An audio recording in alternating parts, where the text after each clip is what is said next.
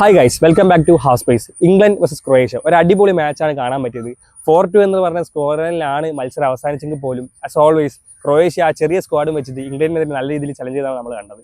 First goal അടിക്കുന്നത് ഇംഗ്ലണ്ടാണ്. ഇംഗ്ലണ്ടിന് വേണ്ടി ഹാരി കെയ്നാണ് പെനാൽറ്റിയിലൂടെ ഗോൾ സ്കോർ ചെയ്യുന്നത്. അപ്പോൾ ഒരു കോർണറിന് ശേഷം ബോക്സിലുണ്ടായ കൂട്ടപ്പൊരിച്ചിൽ ലൂക്കാ മോഡ്രിച്ച് നോനി മധുവിനെ ഫൗൾ ചെയ്തതിന് കിട്ടിയ പെനാൽറ്റിയാണ് ഹാരി കെയ്ന് ഗോൾ സ്കോർ ചെയ്യുന്നത്. കെയ്ൻ ആദ്യം ഒരു പെനാൽറ്റി അടിക്കുന്നുണ്ട്, അത് ലിവാക്കോവിച്ച് സേവ് ചെയ്യാണ്. പക്ഷേ കമ്മിങ് ഓഫ് ദ ലൈൻ എന്നുള്ള ഒഫൻസ് ആയതുകൊണ്ട് തന്നെ ആ പെനാൽറ്റി റീടേക്ക് പോവാണ്. അത് കെയ്ൻ നല്ല രീതിയിൽ തന്നെ കൺവേർട്ട് ചെയ്യുന്നുണ്ട്. ക്രൊയേഷ്യക്ക് വേണ്ടി ഈക്വലൈസർ അടിക്കുന്നത് ബാറ്റോറീനെയാണ്. ഒരു അടിപൊളി സ്ക്രീമറിലൂടെയാണ് ബാറ്റോറിന ക്രൊയേഷ്യക്ക് വേണ്ടി ഈക്വലൈസർ ഗോൾ അടിക്കുന്നത്. ഒരു അടിപൊളി കൗണ്ടർ അറ്റാക്കിൽ നിന്നാണ് ആ ഗോൾ മൊത്തം വരുന്നത് എന്നുള്ളതും ക്രൊയേഷ്യന്റെ കൗണ്ടർ അറ്റാക്കിന്റെ എഫിഷ്യൻസി നമുക്ക് കാണിച്ചിരുന്നതാണ്. 42-ാം മിനിറ്റിലാണ് കെയ്ന് ബ്രേസ് കംപ്ലീറ്റ് ചെയ്യുന്നത്.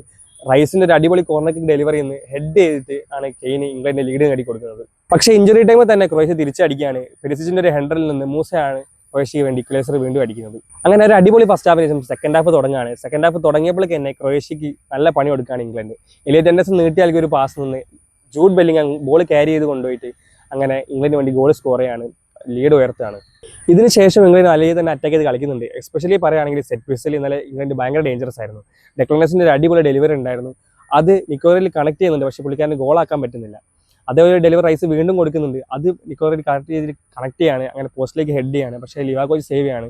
ആ സേവ് ചെയ്ത ബോൾ വീണ്ടും ആന്റണി ഗോർഡൻ അറ്റംപ്റ്റ് ചെയ്യുന്നുണ്ട്, അതും ലിവാക്കോവിച്ച് സേവ് ചെയ്യാണ്. അങ്ങനെ ഡബിൾ സേവ് ലിവാക്കോവിച്ച് നടത്തുകയാണ്. ലിവാക്കോവിച്ച് എന്നാൽ 4 ഗോൾ വഴങ്ങെങ്കിൽ പോലും ഇമ്പോർട്ടൻ്റ് ആയാലും പല സേവുകളും പുള്ളിക്കാരൻ ചെയ്യുന്നുണ്ട്. ഒരു 70-80 മിനിറ്റിന് ശേഷം ക്രൊയേഷ്യൻ ഡിഫൻസ് വളരെ രീതിയിൽ വൾണറബിൾ ആവുന്നതാണ് കണ്ടത്. അതിനുശേഷം നല്ല രീതിയിൽ തന്നെ ഇംഗ്ലണ്ട് അറ്റാക്ക് ചെയ്ത് കളിക്കുന്നുണ്ട്.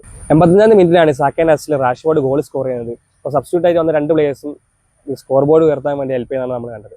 അപ്പോൾ നിങ്ങൾ ഇന്നത്തെ കളി കണ്ടവരാണെങ്കിൽ അതിനെ പറ്റിയിട്ടുള്ള ഒപ്പീനിയൻസും കുറച്ച് കമൻറ്റ് ചെയ്യുക. Next time please.